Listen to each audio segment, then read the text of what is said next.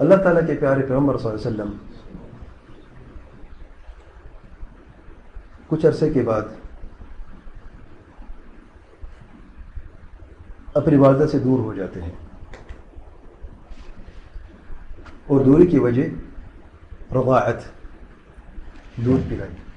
عربیوں میں، عرب میں ایک بڑی پیاری عادت تھی جو آج کل کے زمانے میں نظر نہیں آتی، اور وہ کا ایک خاص دستور تھا، یعنی صرف عام عادت نہیں تھی، ایسا دستور، ایسا قانون جس پہ عمل کیا جاتا تھا، اور وہ یہ تھا کہ شہر والے بچے جو ہیں، اور مکہ شہر تھا، ام القرى، یعنی اگرچہ عام سے بستی تھی لیکن شہر کا تصور کیا جاتا تھا، اور جو دور دراز لوگ رہتے تھے وہ بستیاں سمجھی جاتی تھی، اور شہر میں عام طور پہ بیماریاں ہوتی تھیں، اور زیادہ لوگ رہتے تھے، زیادہ رہن سہن کی وجہ سے زبان بھی تھوڑی سی تبدیل ہو جاتی تھی، تو زبان کی فصاحت میں بھی کمی ہو جاتی تھی، اور شہر میں ذہانت اور جسمانی طاقت بھی ناقص سمجھی جاتی تھی۔ آج کل دیکھ لیں جو ہمارا حال ہے شہروں میں کیا ہوتا ہے، اور دیہاتوں کو دیکھ لیں آپ، آب و ہوا کے تعلق سے دیکھ لیں آپ، اور کھانے پینے کی تازگی کو دیکھ لیں آپ، ماحول کو دیکھ لیں آپ۔ تو اس زمانے میں رضاعت کا دستور چلا رہا تھا، اور عورتیں آتی ان بستیوں سے شہروں کی طرف اور بچوں کو لے جاتی دودھ پلانے کے لیے۔ اور بڑا پیارا قصہ ہے سیدہ حلیمہ سعدیہ کا، انہیں کے منہ سے میں سناتا ہوں۔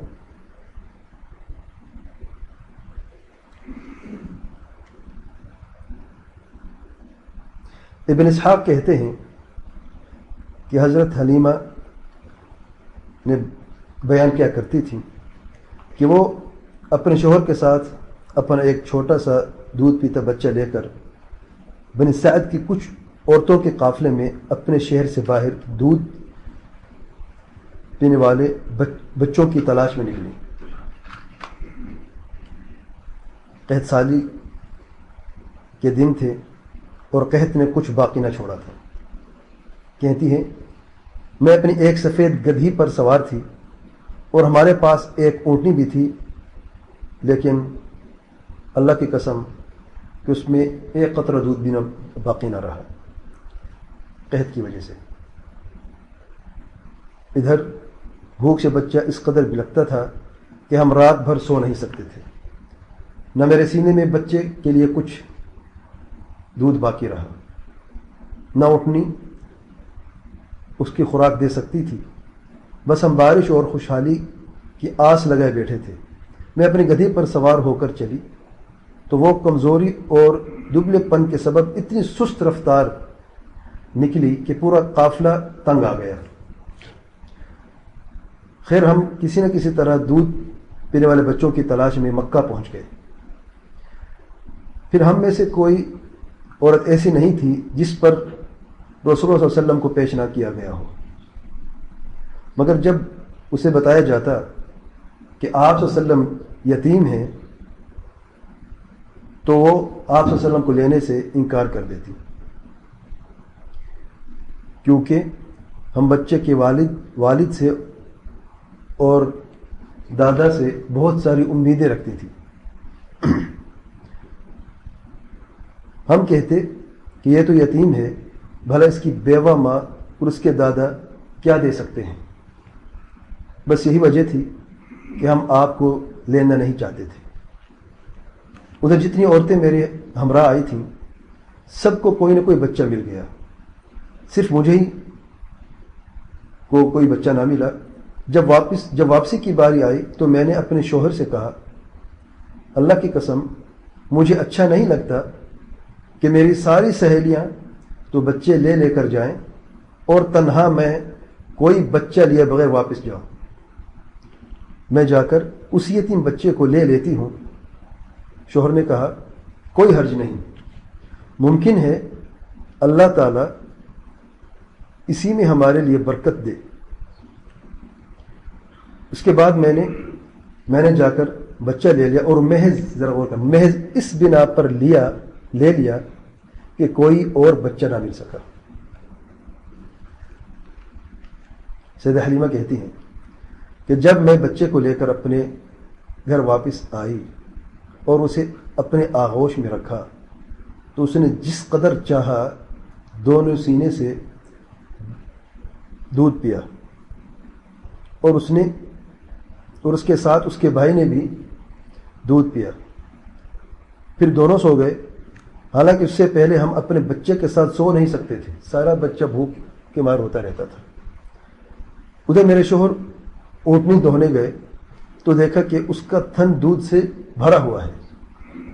انہوں نے اتنا دودھ دوہا کہ ہم دونوں نے نہایت آسودہ ہو کر پیا اور بڑے آرام سے رات گزاری. صبح ہوئی تو میرے شوہر نے کہا کہ حلیمہ، اللہ کی قسم تم نے ایک بابرکت روح حاصل کی ہے. میں نے کہا مجھے بھی یہی توقع ہے. سیدہ حلیمہ کہتی ہیں کہ اس کے بعد ہمارا قافلہ روانہ ہوا. میں اپنی اسی خستہ حال گدھی پر سوار ہوئی اور اس بچے کو بھی اپنے ساتھ لیا. لیکن اب وہی گدھی اللہ کی قسم پورے قافلے کو کاٹ کر اس طرح آگے نکل گئی کہ کوئی گدھا اس کا ساتھ نہ پکڑ سکا. یہاں تک کہ میری سہیلیاں مجھ سے کہنے لگیں، او ابو ذئیب کی بیٹی، ارے یہ کیا ہے، ذرا ہم پر مہربانی کرو، آخر یہ تیری وہی گدھی تو ہے جس پر تو سوار ہو کر آئی تھی. میں کہتی ہاں ہاں بخدا یہ وہی ہے. وہ کہتی اس کے یقیناً کوئی خاص معاملہ ہے. سبحان اللہ. پھر ہم بنو سعد میں اپنے گھروں کو آ گئے. مجھے معلوم نہیں کہ اللہ تعالیٰ کی روئے زمین کا کوئی خطہ ہمارے علاقے سے زیادہ قحط زدہ تھا، لیکن ہمارے واپسی کے بعد میری بکریاں چرنے جاتی تو آسودہ حال اور دودھ سے بھرپور واپس آتی. ہم دھوتے اور پیتے رہتے، یعنی دودھ پیتے رہتے، جبکہ کسی اور انسان کو دودھ کا ایک قطرہ بھی نصیب نہ ہوتا تھا. ایک ہی جگہ ہے، بکرے ایک ہی جگہ پہ جاتی ہیں. سبحان اللہ. صرف ان کی گھرانہ جو ہے وہ اتنے خوشحال ہو گیا. ان کے جانوروں کے تھنوں میں دودھ سرے سے ہی رہتا ہی نہ تھا، حتیٰ کہ ہماری قوم کے شہری اپنے چرواہوں سے کہتے کہ کم بختو جانور وہیں چرانے لے جایا کرو جہاں ابو ذئیب کی بیٹی کا چرواہا لے جاتا ہے. لیکن تب بھی ان کی بکریاں بھوک کی واپس آتی. ان کے اندر ایک قطرہ دودھ نہ رہتا، جبکہ میری بکریاں آسودہ اور دودھ سے بھرپور پلٹتی. اس طرح ہم اللہ تعالیٰ کی طرف سے مسلسل اضافے اور خیر کا مشاہدہ کرتے رہے، یہاں تک کہ اس بچے کے 2 سال پورے ہو گئے اور میں نے دودھ چھڑا دیا. یعنی عرب میں بچے کی رضاعت کا وقت جو ہے وہ مدت 2 سال کی تھی، اور قرآن مجید نے اس کی تصدیق کی ہے. یہ بچہ دوسرے بچوں کے مقابلے میں اس طرح بڑھ رہا تھا کہ 2 سال پورے ہوتے ہوتے وہ کافی بڑا ہو گیا. اس کے بعد ہم اس بچے کو اس کی والدہ کے پاس لے گئے، لیکن ہم اس کی جو برکت دیکھتے آئے تھے اس کی وجہ سے ہماری انتہائی خواہش یہی تھی کہ وہ ہمارے پاس رہے. چنانچہ ہم نے اس کی ماں سے گفتگو کی.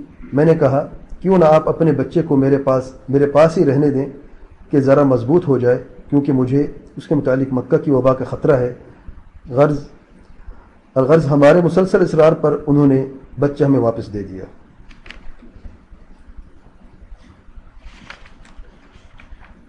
اسی طرح اللہ تعالیٰ کے پیارے پیغمبر صلی اللہ علیہ وسلم مدت رضاعت ختم ہونے کے بعد بھی بنو سعد میں ہی رہے، یہاں تک کہ ولادت کے 4 یا 5ویں سال شق صدر یعنی سینہ مبارک چاک کیے جانے کا واقعہ پیش آیا.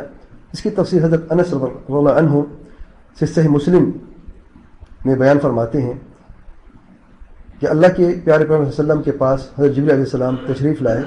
آپ کو بچوں کے ساتھ آپ وسلم بچوں کے ساتھ کھیل رہے تھے. حضرت جبریل علیہ السلام نے آپ کو پکڑ لیا اور سینہ چاک کر کے دل نکالا. پھر دل سے ایک لوتھڑ نکال کر فرمایا یہ تم سے شیطان کا حصہ ہے. پھر دل کو ایک تشت میں زمزم کے پانی سے دھویا اور پھر اسے جوڑ کر اسی جگہ لوٹا دیا. ادھر بچے دوڑ کر آپ وسلم کی ماں یعنی دائے کے پاس پہنچے، یعنی سیدہ حلیمہ کے پاس پہنچے اور کہنے لگے کہ محمد قتل کر دیا گیا. بچے ڈر گئے کہ کیا ہو گیا. بعض بچوں نے دیکھا. ان کے گھر کے لوگ جلدی سے پہنچے.